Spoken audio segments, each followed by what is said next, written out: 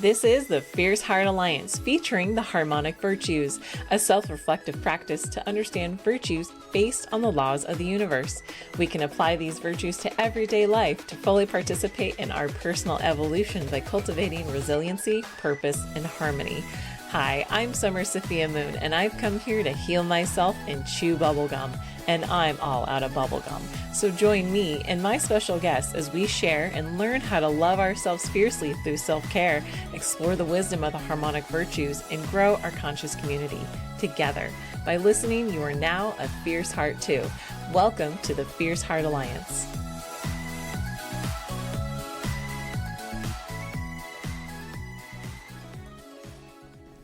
Before we begin today's topic, I'd like to say thank you to our listeners. You're always welcome here. Thank you to our ancestors, spirit guides, and friends who are assisting us today. May these words be a force for good and timelessly infused with light and held in the frequency of rose quartz and spread healing and peace around the world. May it connect to both our consciousness and unconsciousness for the highest and most benevolent outcomes for all. If there's any words left unsaid, we trust in spirit to make things right and let it gently ease into our consciousness as necessary for understanding in our own time, in our own way. And so it is. Thank you.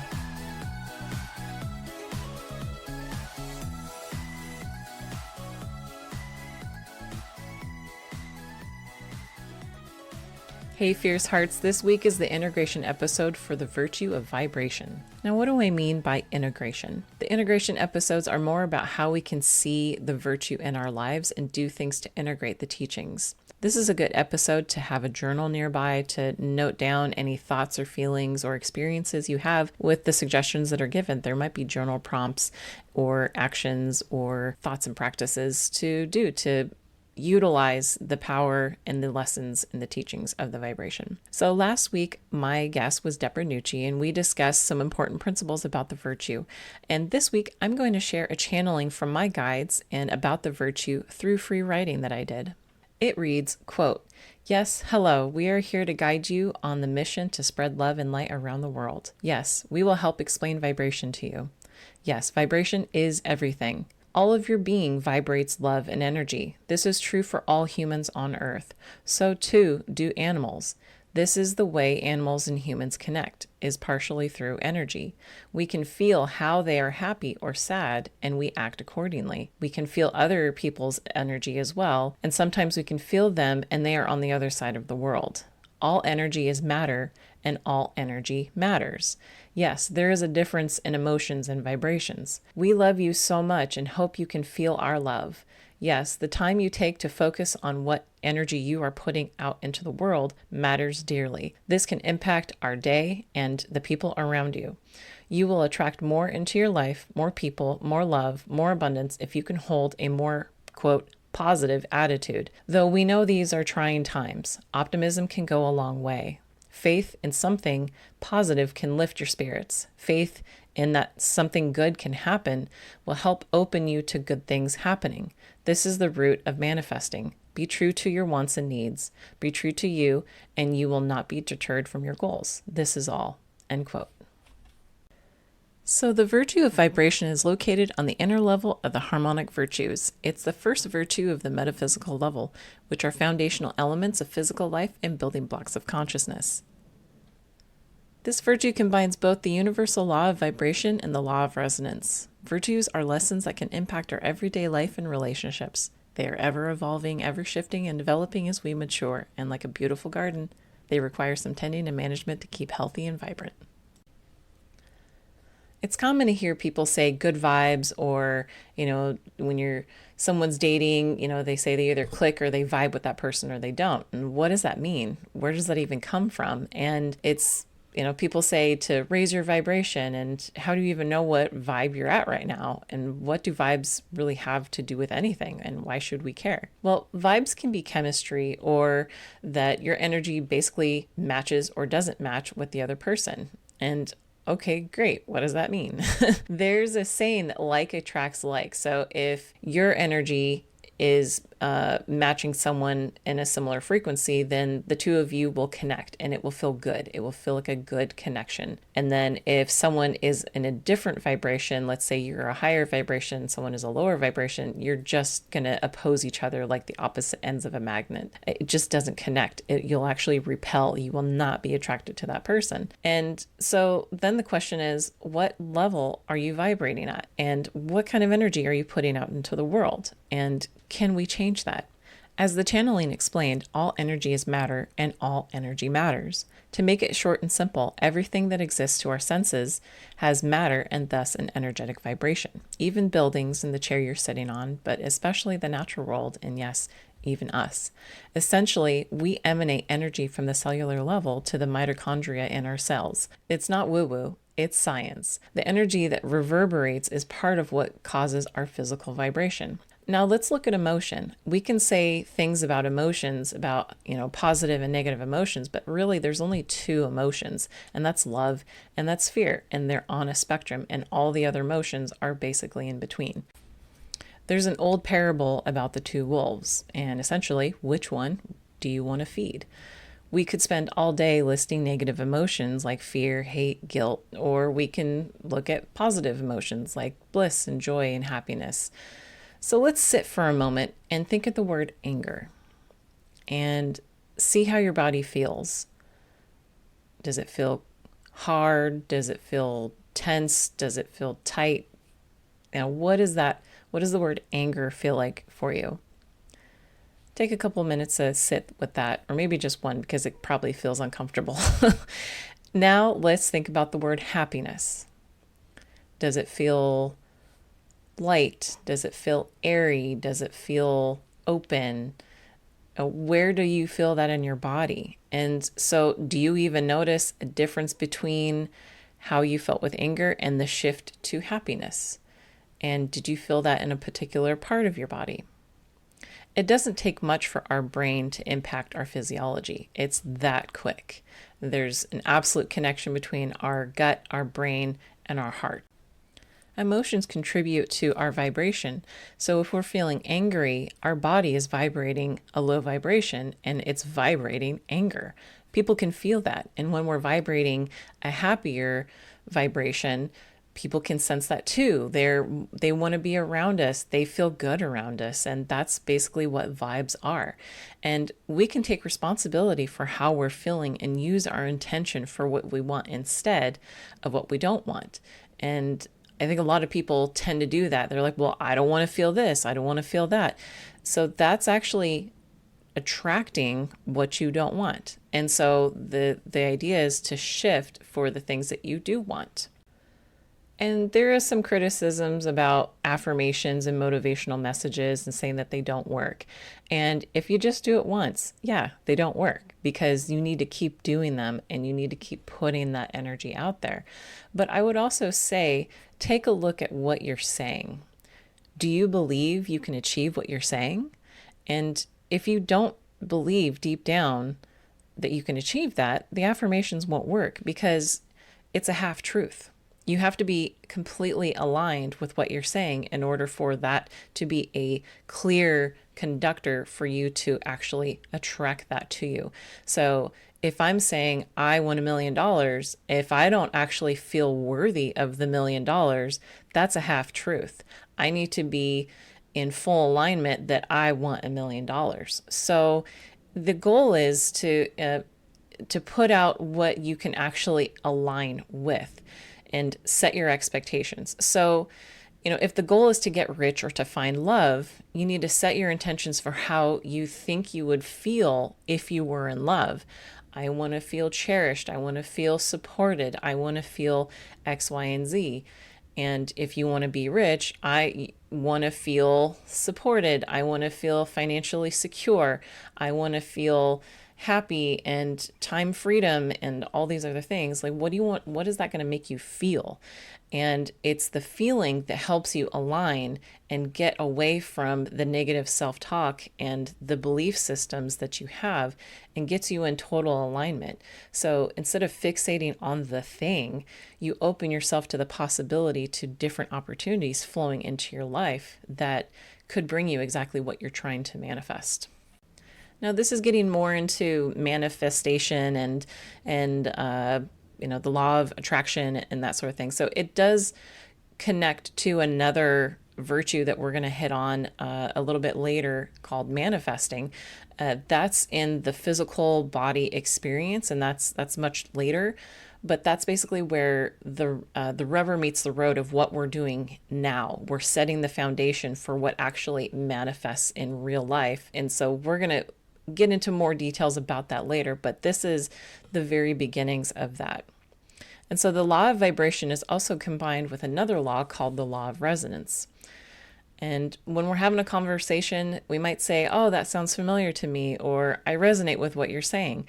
So this law has the same meaning, but it's about energy.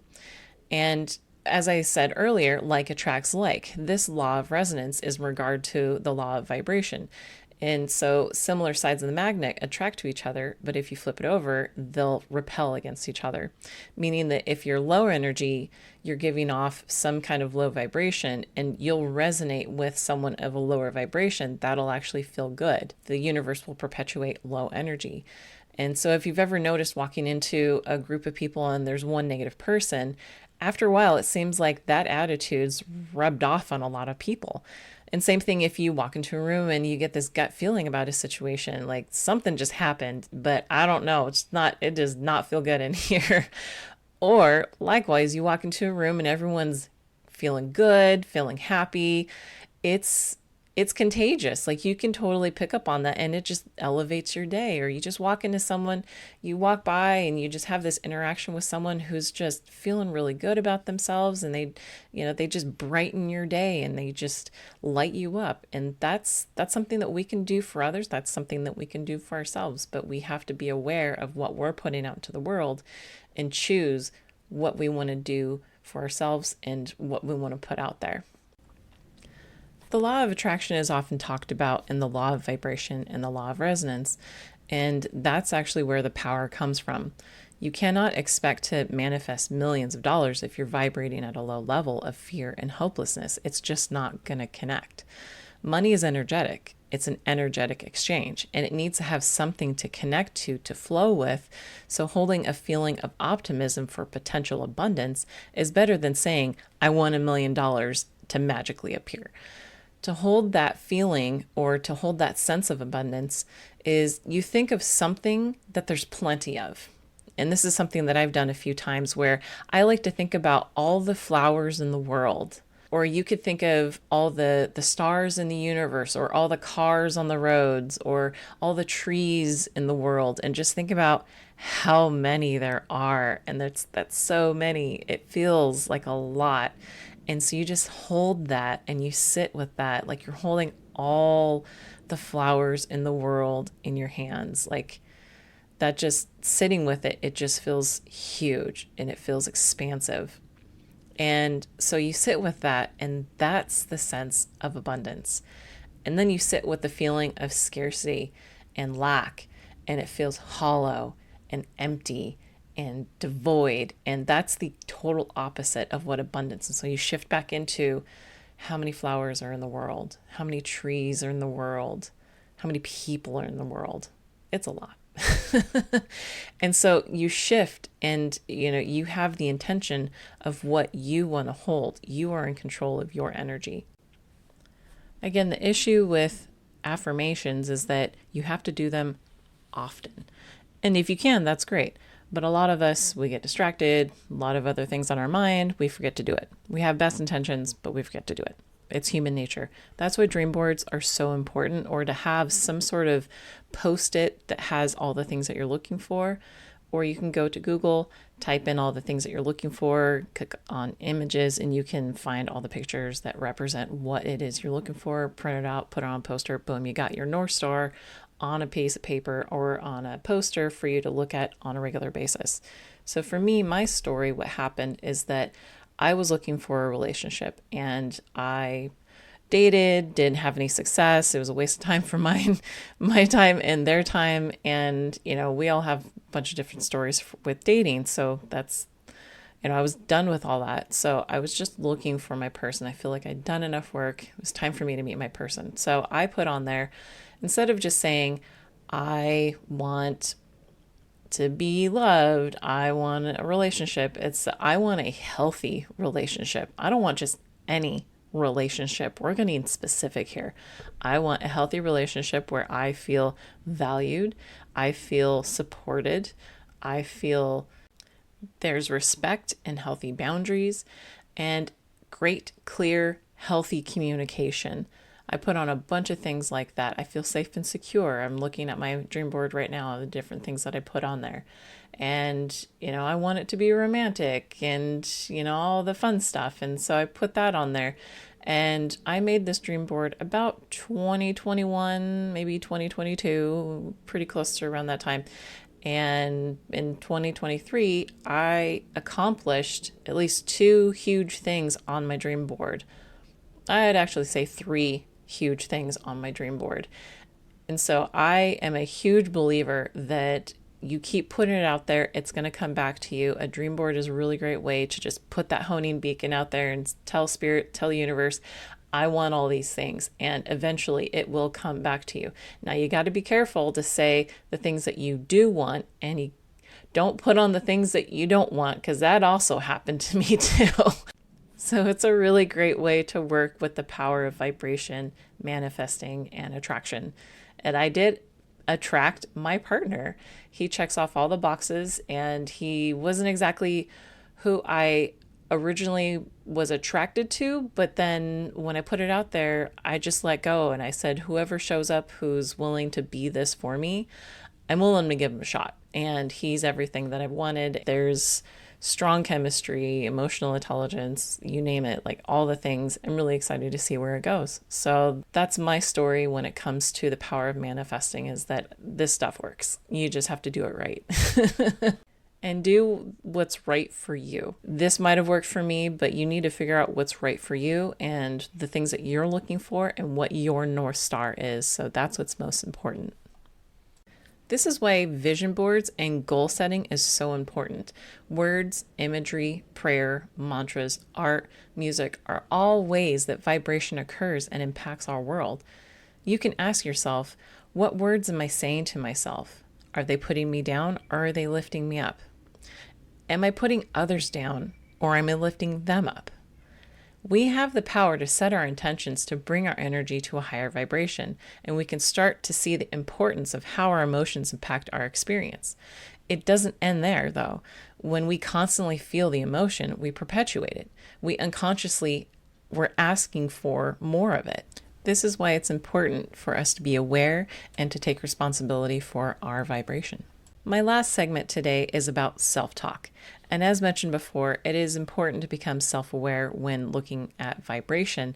And so when we're talking about self-talk, we can say some pretty harsh things to ourselves that we'd never say to a friend or a loved one. We'd have no one around. So we need to be kinder to ourselves. If we want to look for harmony, it starts with how we treat ourselves. If we're constantly putting ourselves down, we can feel disharmony, which can lead to anxiety and depression. When we start speaking to ourselves in a positive manner and be our own best friend, we can begin to trust ourselves and know that we have our own back in hard times. We can begin to trust in ourselves to figure things out, which can lead to less anxiety and more optimism that things are going to turn out okay. So my suggestion is to start noticing what you say to yourself when you make a mistake, because we're not perfect. We're gonna make a mistake. The thing is that it's not good for us to berate ourselves. It's a slow process to catch ourselves in the moment. And many times at first, we are going to say the negative thing, but then we catch ourselves afterwards. And then ideally, you keep getting faster and faster about catching yourself in the moment. And it's a gradual process because we've probably been saying negative things about ourselves our entire lives. So it takes a little bit of time to unlearn that. And we typically insult ourselves on autopilot. So the self-awareness brings light to what we're saying to ourselves and full illumination of how we're treating ourselves. And then we can make a decision on how we want to act.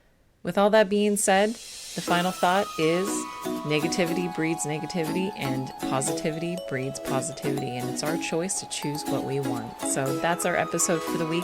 Please leave a comment about any experiences that you've had about this episode. I'd love to hear from you. And please like and subscribe to this podcast. It helps us more than you know. Next week is our self-care episode with Catherine LaFawn. Take care, Fierce Hearts. Till next time.